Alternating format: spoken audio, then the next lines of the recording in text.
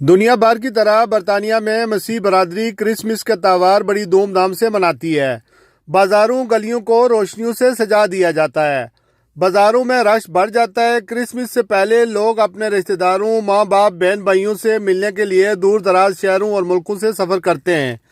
25 دسمبر سے پہلے پارٹیاں اور تقریبات منعقد ہوتی ہیں۔ کرسمس کے روز تحفے تحائف کا تبادلہ کثرت سے ہوتا ہے اور باہم ایک دوسرے کو راضی اور خوش کرنے کے لیے دعوتوں کا بھی اہتمام کیا جاتا ہے۔ صبح چرچ سروسز کے لیے لوگ چرچوں کا رخ کرتے ہیں۔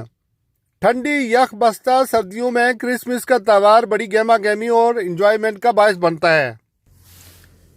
برطانیہ میں جو کرسمس کا تہوار سیلیبریٹ نہیں بھی کرتے، ان کے لیے بھی ریسٹ اور فیملی کو وقت دینے کے لیے یہ غنیمت کا موقع ہوتا ہے۔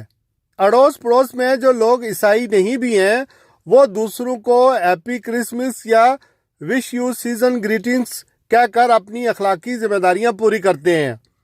برطانوی معاشرے میں اگرچہ عیسائی مذہب کے ماننے والوں کی اکثریت ہے، لیکن یہ معاشرہ اس قدر بین المذاہب اور بین الثقافتی ہے کہ تہوار کرسمس کا ہو یا عید اور دیوالی یا بیساکھی کا ہو، ایک دوسرے کی خوشیوں میں سبھی کسی نہ کسی طرح شامل ہو جاتے ہیں اور اسی انسانی اور اخلاقی قدروں کی پاسداری کی وجہ سے باہم انسانی رشتے ایک دوسرے کے باہم احترام کا سبب بنتے ہیں۔